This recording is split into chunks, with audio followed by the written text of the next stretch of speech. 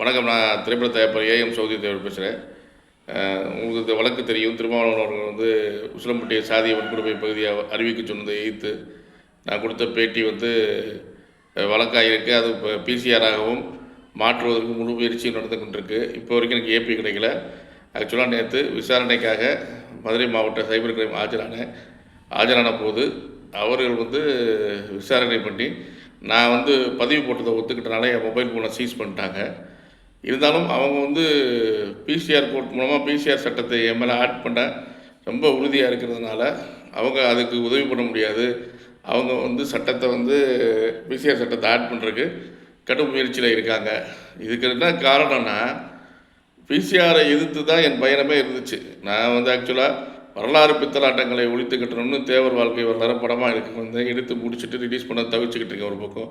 இருந்தாலும் இந்த பிசிஆர் கொடுமைகள் நான் செல்லும் இடமெல்லாம் கேட்கும்பொழுது அதை கடுமையாக எதுக்கணும் எதிர்த்த இன்றைக்கி என்னையே பிசிஆரை போட்டு நேற்று ஒரு ஸ்டேஷனில் ஒரு ஈவினிங் வரைக்கும் உட்காந்துருந்தேன் இந்த பிரச்சனைக்காக.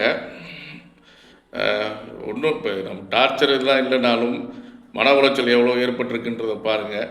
ஏன்னா என் சமுதாயத்தின் கடைக்கூடி ஒரு விழிப்புணர்வு இல்லாதவன் மேலே பிசிஆர் விழுகுது, என் சகோதரன் மேலே பிசிஆர் விழுகுது. இதெல்லாம் தடுக்கணும். நம்ம சினிமா பப்ளிசிட்டியை நம்ம சமுதாயத்துக்கு பயன்படுத்தணும்னு நினச்சேன். எனக்கு இருக்க எவ்வளோ பெரிய செல்வாக்கு இன்றைக்கி இப்போது வந்தால் எல்லா இடத்துலையும் எனக்கு கிடைக்கிற வரவேற்பு செல்வாக்கெலாம் நான் அரசியலாக கட்டமைக்கலை. அது நான் நேற்று வேதனைப்பட்டேன். ஒரு அரசியலாக்கி பயணமாக்கணுன்றது வந்து எவ்வளோ பெரிய விஷயம்ன்றது நான் புரிஞ்சுக்கிட்டேன்.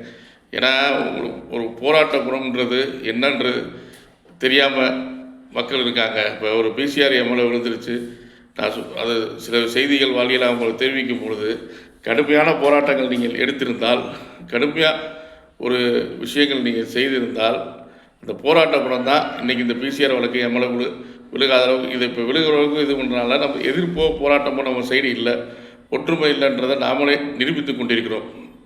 அதுதான் நான் உண்மைன்னு நினைக்கிறேன்.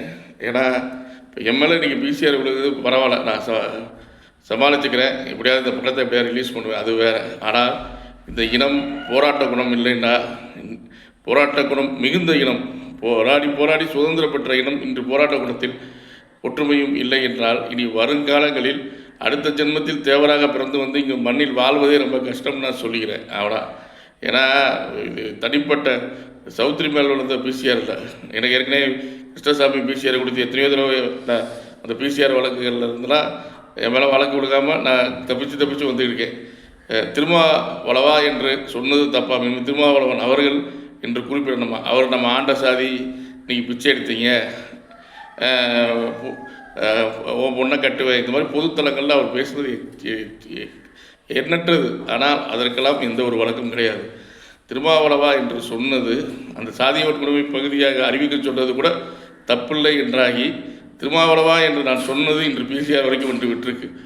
ஏன்னா இது வந்து மக்கள் புரிஞ்சுக்கோங்க. இனி வரும் காலங்கத்தில் ஒற்றுமை என்ற ஒரு விஷயமும் போராட்ட குணமும் நமக்கு இல்லைன்னா என்னை விட்டுருங்க, நான் இதை எப்படியோ சமாளித்து தப்பிச்சு வந்து இந்த படத்தை ரிலீஸ் பண்ணிடுவேன். ஆனால் நம்ம சமுதாயத்தை காப்பாற்ற முடியாது. ரொம்ப வேதனையோடு சொல்கிறேன். போராட்ட குணத்தையும் இதையும் வளர்த்துக்கோங்க. அங்கே பிசிஆர் விழுகுது, இங்கே பிசிஆர் விழுகுது அப்படின்னு 2 நாள் சமூக வலைதளத்தில் போட்டுட்டு போகிற ஒரு சராசரியாக தேவமாரிடம் இருக்கக்கூடாது. நீ பாரு, எல்லாருக்கிட்டையும் இருக்குது, நம்மகிட்ட மட்டும்தான் அது உணர்வு கம்மியாக இருக்குது. இதை கூட நான் குரூப்புகளில் மட்டும்தான் ஷேர் பண்ணுறேன். வெளியில் யாரும் ஷேர் பண்ணாதீங்க. குரூப்புகள் எல்லாருக்கும் போய் சேரட்டும். இனி வரும் காலங்களை நம்மளை வந்து பாதுகாத்து கொள்ளவாது இவருக்கு அவருக்கு பிரச்சனைன்னு பிரித்து பார்க்காதீங்க.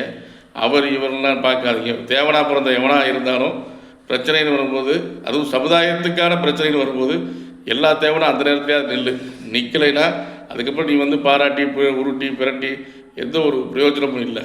ஏன்னா இதை வெளிச்சம் போட்டு நான் ப்ரெஸ்ஸுக்கு கொண்டு வந்ததே இது எல்லாத்துக்கும் ரீச் ஆகும்னா, இதுலேயும் ரீச் ஆகலைன்னா வருத்தம் தான். இது நீ போராட்டம்ன்றது சௌத்ரிகாண்டியில் பிசிஆருக்கு எதிர்த்து அதையும் செய்ய தவறிவிட்டீர்கள். பரவாயில்ல, இனி வரும் காலங்களையாவது போராட்ட குணத்துடன் வாழ்வோம்.